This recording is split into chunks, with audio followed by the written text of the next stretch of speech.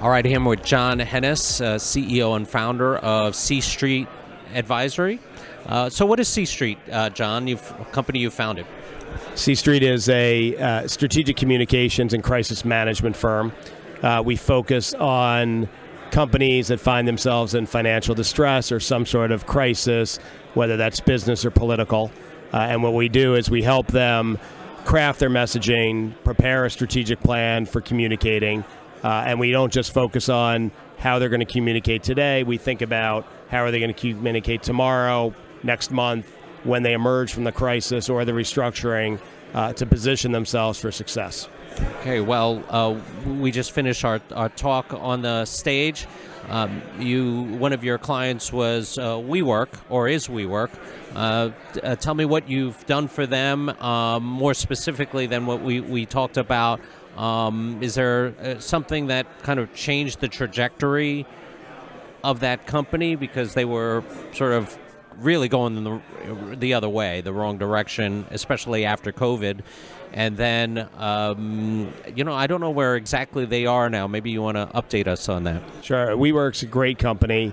Obviously, I think most people know what WeWork does, right? WeWork provides flexible office space for companies and individuals. And it's a necessary company because so many startups that are getting started with their business need that flexibility. So many individuals that have businesses that may grow need that flexibility. And to have these amazing offices with these incredible services to do that is so important. And I know that from starting my own company.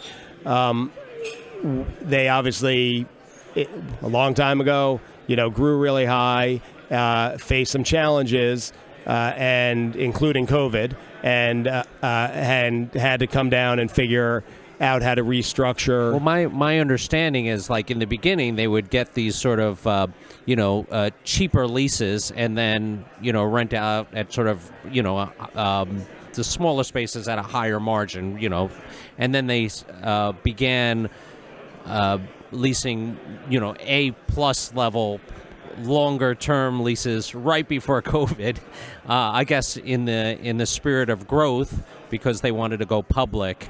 Have they worked through those problems? And yeah, they've worked through their issues, fixed their balance sheet, fixed their operations, fixed their footprint, and now are doing incredibly well. They have amazing leadership.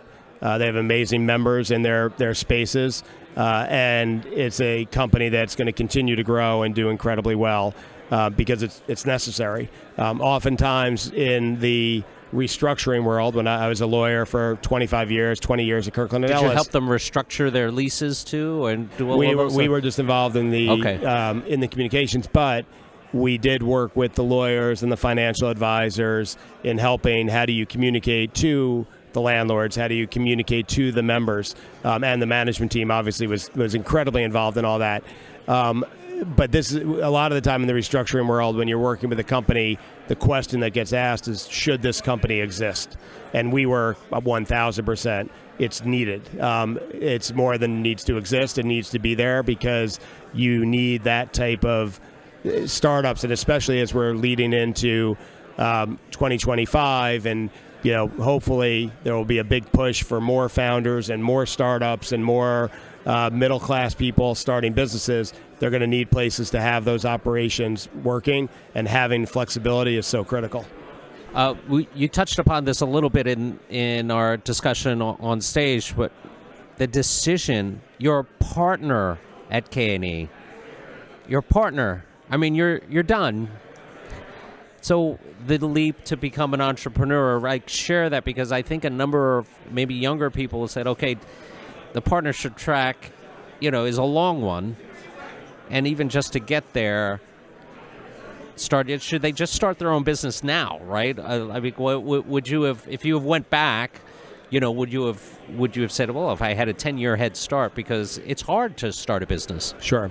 I would not. I would have done everything the way I did it. I mean, Kirkland & Ellis was my home, and the partners were my family and continue to be. They are incredible lawyers and people, and I had the best experience and learned so much from that experience.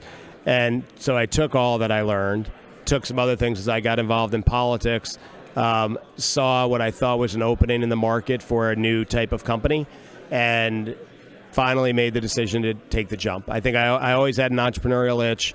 I always thought I would do something at some point, but I loved Kirkland so much that and it's such an entrepreneurial place that I felt like I was getting it. And I think a lot of things came into play, from getting, like I said, getting involved in politics, living through COVID and really having some time to think, and knowing I wasn't getting any younger, and decided this was the time to try something. And so far it's working out well. But to your point, it is really hard to start a business. So people who are thinking about it, I would say what I learned was do what you know, right?